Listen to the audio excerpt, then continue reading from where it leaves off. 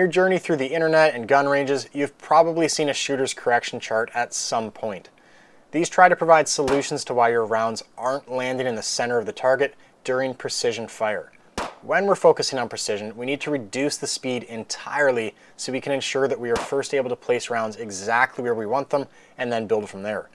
When we start adding speed into the mix, some of these suggestions will change based on the circumstances, so we first need to establish that in a static, no pressure environment, we can land rounds on target repeatedly. Diagnosing shooting issues with a shooter's correction chart is also predicated on the fact that we have a group that is centered in a specific portion of the target and not spread all around it. If that's the case, we need to spend more time on each individual round on something like the patch drill, where we can be accountable for every single round coming out of the gun and seeing the results immediately in front of us at that 3 meters before we start shooting strings of fire of 5, 10 rounds and hoping for the best. This can lead to some frustrating range sessions because it is almost impossible to diagnose a shooter's issues by looking at holes on a target without the context of speed, distance, grip, stance, exhaustion, stress levels, firearm, your shooter's capability, your shooter's handicap.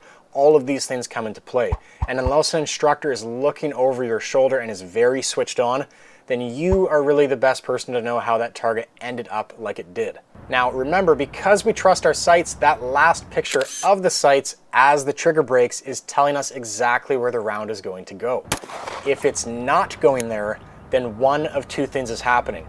One, your sights are misaligned or your optic has lost its zero, or much more highly likely, you weren't actually looking at your sights when the trigger broke. There is a big difference between seeing our sights during the trigger press and seeing our sights on the trigger break. That millisecond of trigger break is the only time where our sight picture matters. The thousands of milliseconds prior to the trigger break where we're holding that sight picture on target doesn't matter. And usually we really are focusing on our sight picture during the trigger press, but when that big decision is made to finalize the trigger break, sometimes our brain suddenly relaxes and thinks that the job is done. This is actually where the job begins. Our intense focus on the sight picture prior to the trigger break isn't going to get the bullet on target. It's only our focus on the sight picture on the trigger break that will. So if we think back to the round we just fired that missed left or missed high, do we remember where the sight picture was on the trigger break? Do we really remember that? More often than not, we won't. So how can we refer to a shooter's correction chart and say we were healing the gun when our sights might not even have been aimed where we wanted on the trigger break? This is a big rehash of the calling shots lesson, but it truly is the most important part of shooting. Aiming the gun and maintaining the aim of the gun on the trigger break. When we do remember the sight picture, we normally hit what we want. It's those moments where you see your sight picture move prior to the trigger break that you can then diagnose. Again, if we don't remember or didn't see our sights on the trigger break, then all of our building blocks of shooting could have been nailed to perfection, and we simply could have moved our point of aim prior to the trigger break. Seeing that sight picture is going to allow us to ask, why did my sight picture twitch on the trigger break? And that's what we're going to go through in this quick video, but it's predicated on the fact that we are maintaining an intense focus on the sights, because an overwhelming majority of the time, all of these issues in the shooter correction chart are solved by learning to truly focus and maintain the sight picture in that one very important millisecond. Okay, so if we can confirm that we saw the sight picture and the sight picture was properly aligned and then it moved on or just prior to the trigger break, then we can go into some problem solving. Granted, you can still problem solve without seeing your sight picture, but when learning the ropes, it is best to connect those dots between what went wrong and what the sight's gun or body was telling you when it happened. It should also be noted that these apply more to freehand shooting, not supported or prone shooting where the gun is braced. First, the most common result of missing the target is the flinch, which will send rounds low off of the intended point of impact. As we spoke about in the trigger control lesson, this is a timing issue of the body beginning to fight the recoil that doesn't yet exist. More dry fire and randomized snap caps in your magazines during live fire training will assist you in overcoming this. Filming your shooting in slow motion can also present the flinch effectively, and the looser your support hand is, the more the firing hand will be able to push the firearm low during the flinch because the support hand isn't there supporting the gun. Sometimes shooting low can also be because we're looking over our sights on the trigger break, waiting for that round to appear on target. This will move the gun to a very small degree downwards and send the rounds low accordingly.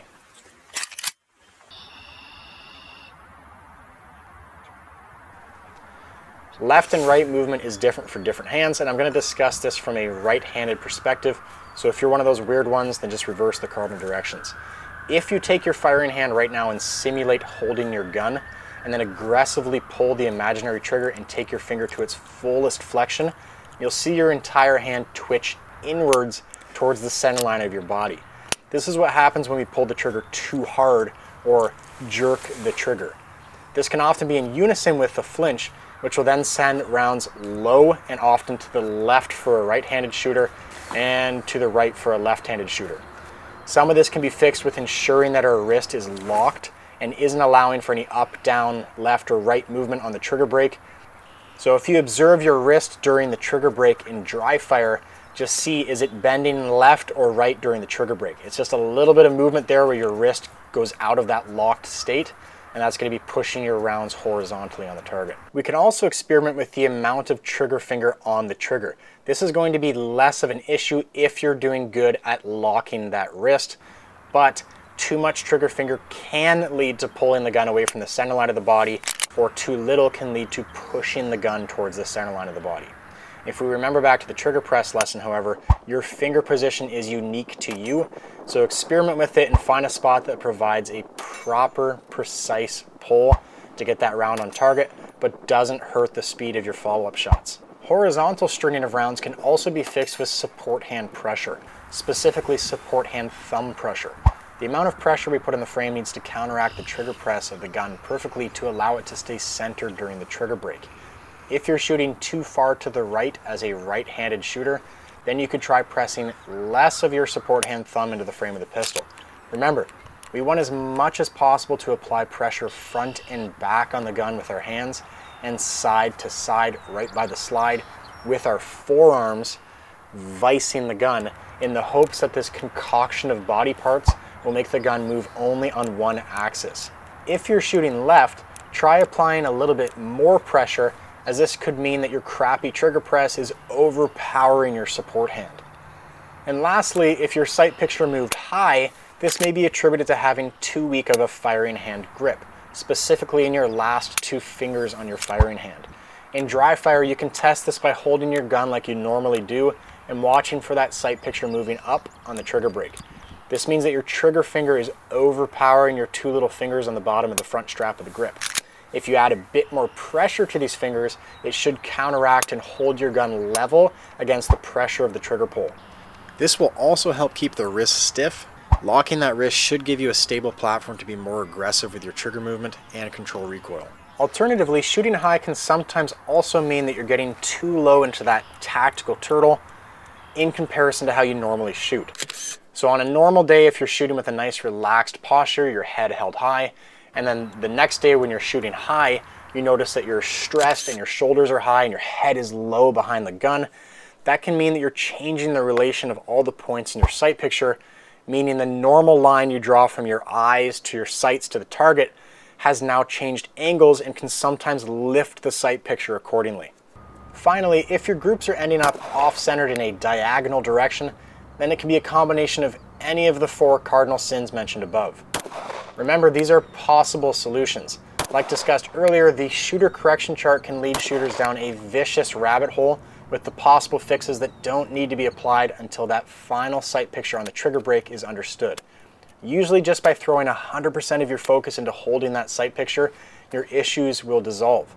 But sometimes these issues and habits are only resolved once a shooter begins going back through the building blocks and crossing off possible issues one at a time.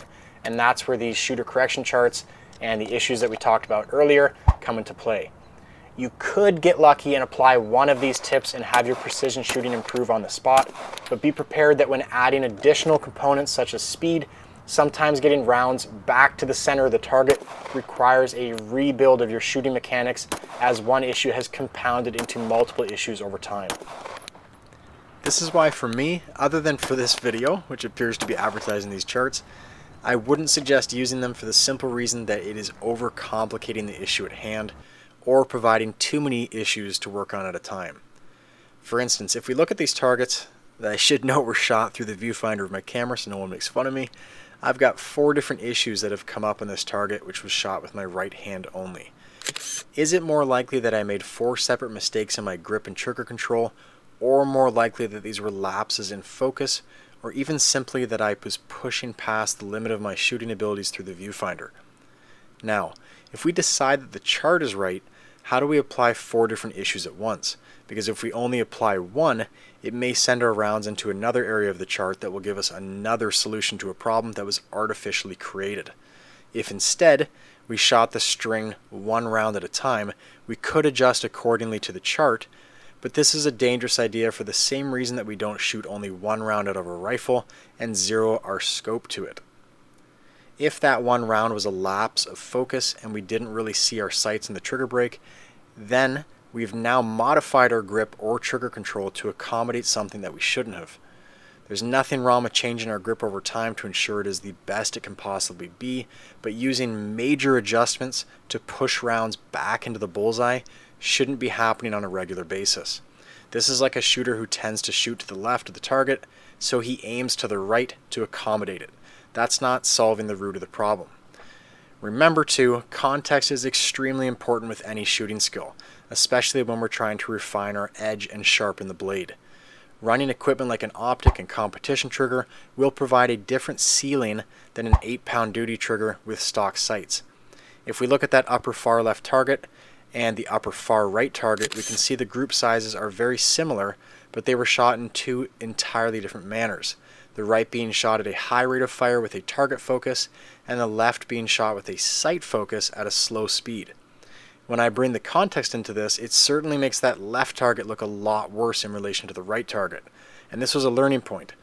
Was I truly focused during that slow fire grouping and dedicated to landing a precision grouping so I could gain feedback from it? I'd argue that I wasn't, otherwise the target would look a lot closer to the middle targets, which were shot at the same cadence. This is why the ego needs to be left at the door and the competition needs to only be with yourself when you're trying to problem solve issues with your precision fire. If you feel like your grip is solid and you can pull the trigger straight to the rear without disturbing your sights, then you likely have little to gain from adjusting it constantly on the basis of these charts unless it's for preference.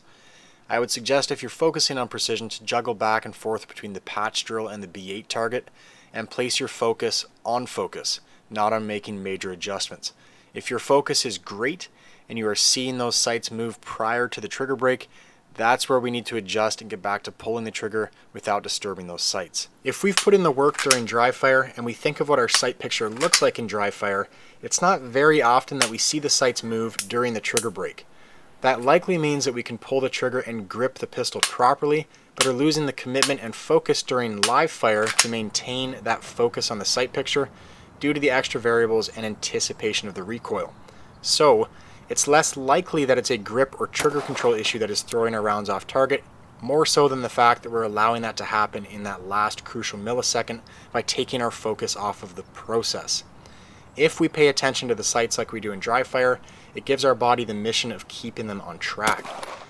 And your context is the only one that matters when you're trying to refine those techniques. Don't panic if another shooter is apparently outperforming you when you don't know the context that they're shooting in.